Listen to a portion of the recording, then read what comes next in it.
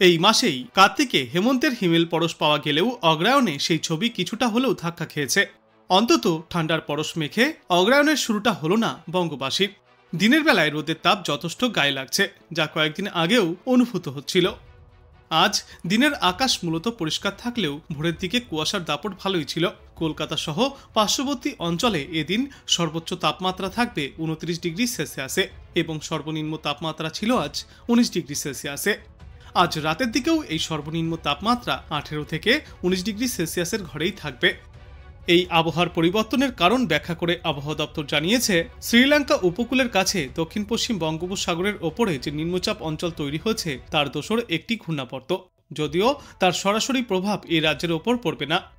কারণ আবহাওয়া দপ্তর জানিয়েছে, শ্রীলঙ্কা উপকূলের কাছে দক্ষিণ পশ্চিম বঙ্গোপসাগরের ওপরে যে নিম্নচাপ অঞ্চল তৈরি হয়েছে সেটি আগামী 24 ঘন্টায় পশ্চিম এবং উত্তর পশ্চিম দিকে এগোতে থাকবে।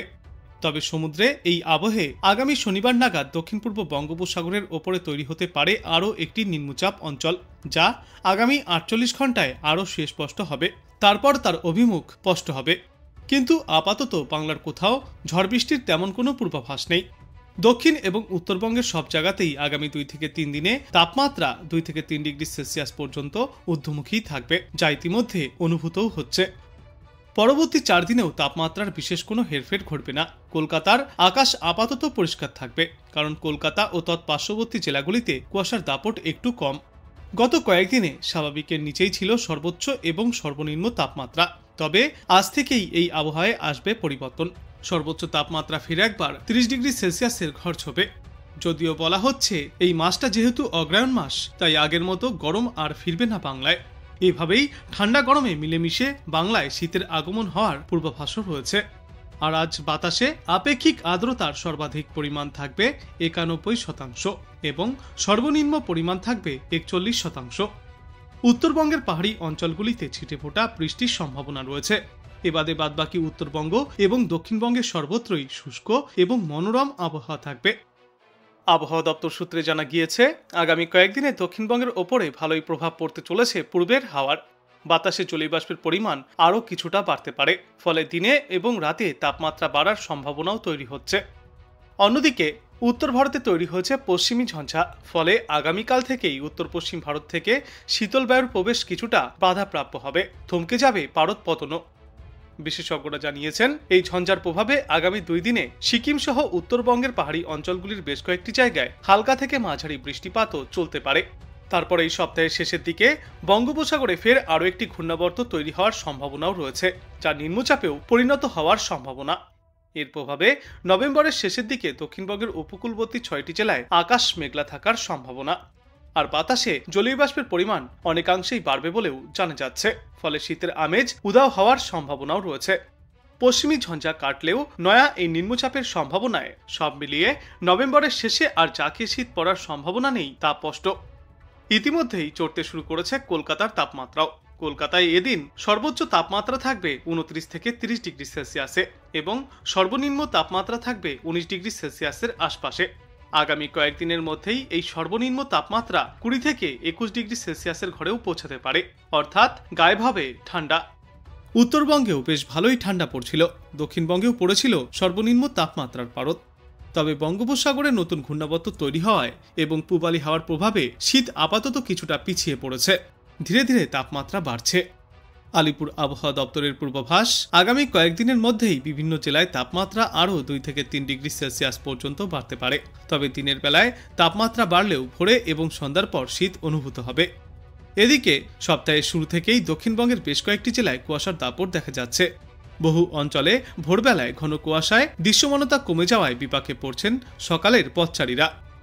বিশেষজ্ঞরা জানিয়েছেন, সপ্তাহের শেষের দিকে আবারও বদল আসবে সমগ্র বাংলার আবহাওয়ায়। নতুন করে তাপমাত্রার পতনের শুরু হবে, বাড়তে পারে শীতের প্রকোপও, ফের নেমে আসতে পারে ঠান্ডার অনুভূতি। আপাতত কলকাতায় সর্বনিম্ন তাপমাত্রা 19 থেকে 20 ডিগ্রি সেলসিয়াসে থাকবে, যা গত সোমবার ছিল 17 ডিগ্রি সেলসিয়াসে। আগামী 24 ঘন্টায় এই তাপমাত্রা একই রকম থাকবে। ভোরের দিকে হালকা কুয়াশার পরিবেশ থাকলেও মূলত পরিষ্কার রোদ ঝলমলে আবহাওয়া দেখা যাবে। তবে ভোরে এবং বেশি রাতের দিকে ঠান্ডা কিছুটা অনুভূত হবে। শীত আগমনের পথে মূল বাধা হয়ে দাঁড়াচ্ছে বঙ্গোপসাগরের ওপরে নতুন করে তৈরি হওয়া ঘূর্ণাবর্ত এবং পূবালি হাওয়া। দক্ষিণবঙ্গে আগত শীতল বাতাসের পথ আটকে দাঁড়াচ্ছে এই জোড়া ফলা, যার জেরে তাপমাত্রার পারদ চড়বে। আগামী 2 থেকে 3 দিনের তাপমাত্রার বিশেষ কোনো হেরফের ঘটবে না বলেই জানাচ্ছেন বিশেষজ্ঞরা। আজ কলকাতা এবং পার্শ্ববর্তী এলাকাগুলিতে সর্বনিম্ন তাপমাত্রা 19 থেকে 20 ডিগ্রি সেলসিয়াসে থাকবে এবং সর্বোচ্চ তাপমাত্রা থাকবে 28 ডিগ্রি সেলসিয়াসে। পরিষ্কার মেঘমুক্ত রোদ ঝলমলে আকাশ দেখা যাবে। আপাতত কোথাও কোনো বৃষ্টির পূর্বাভাস থাকছে না। বিশেষজ্ঞরা বলছেন এখনই ঠান্ডা পড়ছে না বাংলায়, সংক্রান্তি পেরিয়েছে, তবে একটু হলেও বাড়বে তাপমাত্রা। কয়েকদিন পরেই অর্থাৎ এই অগ্রহায়ণ মাসে রাজ্য জুড়ে থাকবে শীতের আমেজ, কিন্তু তার আগে ঠান্ডায় কয়েকদিনের বিরতি, কারণ দক্ষিণ পশ্চিম বঙ্গোপসাগরের ওপরে তৈরি হয়েছে নিম্নচাপ অঞ্চল, যা ইতিমধ্যেই পশ্চিম এবং উত্তর পশ্চিম দিকে এগিয়ে যাচ্ছে। এর ফলে বাংলার বাতাসের গতিপথেরও বদল হয়েছে। বৃহস্পতিবার পর্যন্ত উত্তরে হাওয়ার দাপট কম থাকবে, বদলে দক্ষিণ পূর্বের উষ্ণ হাওয়ার দাপট কিছুটা হলেও বাড়বে। সমুদ্রে নিম্নচাপ অঞ্চল তৈরি হলেও রাজ্যের কোথাও বৃষ্টির সম্ভাবনা নেই, তবে উত্তর ও দক্ষিণবঙ্গের প্রতিটি জেলাতেই ভোরের দিকে কুয়াশাচ্ছন্ন থাকবে। আবহাওয়া দপ্তর জানিয়েছে, চলতি সপ্তাহ জুড়েই দক্ষিণবঙ্গের প্রায় সব জেলাতেই রাতের দিকে তাপমাত্রা 2 থেকে 3 ডিগ্রি সেলসিয়াস পর্যন্ত বেড়ে যাবে। একইভাবে রাতের তাপমাত্রা বাড়বে উত্তরবঙ্গের জেলাগুলিতেও। কার্যত ধাক্কা লাগতে পারে শীতের হিমেল পরশে। আগামী শনিবার পর্যন্ত ফের মেঘলা আকাশও দেখা যেতে পারে। মধ্য দক্ষিণ বঙ্গোপসাগরে তৈরি হতে পারে আরও একটি ঘূর্ণাবর্ত। পরবর্তী 72 ঘন্টায় শক্তি বাড়িয়ে ঘূর্ণাবর্ত নিম্নচাপে পরিণত হতে পারে, যা শীত পড়ার সম্ভাবনাকে সাময়িকভাবে ধাক্কা দেবে। আজ কলকাতা ও তার পার্শ্ববর্তী অঞ্চলে দিনের সর্বাধিক তাপমাত্রা থাকবে 27 থেকে 28 ডিগ্রি সেলসিয়াসে এবং আজ সর্বনিম্ন তাপমাত্রা থাকবে 18 থেকে 19 ডিগ্রি সেলসিয়াসে। আর বাতাসে আপেক্ষিক আর্দ্রতার সর্বাধিক পরিমাণ থাকবে 87% এবং সর্বনিম্ন পরিমাণ থাকবে 49%। পারদের এই ওঠানামা জারি থাকবে আরও 1 থেকে 2 দিন, তবে এই সপ্তাহের শেষের দিকে আবারও একবার ঠান্ডার দাপট বাড়তে চলেছে। বঙ্গোপসাগরে ঘনীভূত নিম্নচাপ অঞ্চল, দক্ষিণ পশ্চিম বঙ্গোপসাগরের উপরে তৈরি হওয়া নিম্নচাপ অঞ্চল শ্রীলঙ্কার উপকূলের কাছে রয়েছে। ক্রমেই পশ্চিম এবং উত্তর পশ্চিম দিকে যা এগিয়ে যাচ্ছে, যদিও তার প্রভাব আশপাশের স্থলভাগে আপাতত পড়েনি। বিশেষজ্ঞরা জানিয়েছেন এই নিম্নচাপ অঞ্চলের প্রভাব রাজ্যের ওপর সরাসরি পড়বে না, কারণ নিম্নচাপ অঞ্চলটি অনেক দূরে রয়েছে। তবে জলীয় বাষ্প প্রবেশের ফের সুযোগ তৈরি হয়েছে, ফলে উত্তরে ঠান্ডা হাওয়া ধাক্কা খাবে, যার ফলেই এই পারদের ওঠানামা জারি রয়েছে। আজ বাংলাদেশ আবহাওয়া দপ্তর সূত্রে জানা যাচ্ছে, অস্থায়ীভাবে আংশিক মেঘলা আকাশ সহ সারা দেশে আজ মূলত শুষ্ক আবহাওয়া থাকবে। সারা দেশ জুড়ে রাতের তাপমাত্রা সামান্য বাড়বে এবং দিনের তাপমাত্রা প্রায় অপরিবর্তিতই থাকবে। আগামীকাল অস্থায়ীভাবে আংশিক মেঘলা আকাশ সহ সারা দেশের আবহাওয়া শুষ্কই থাকবে।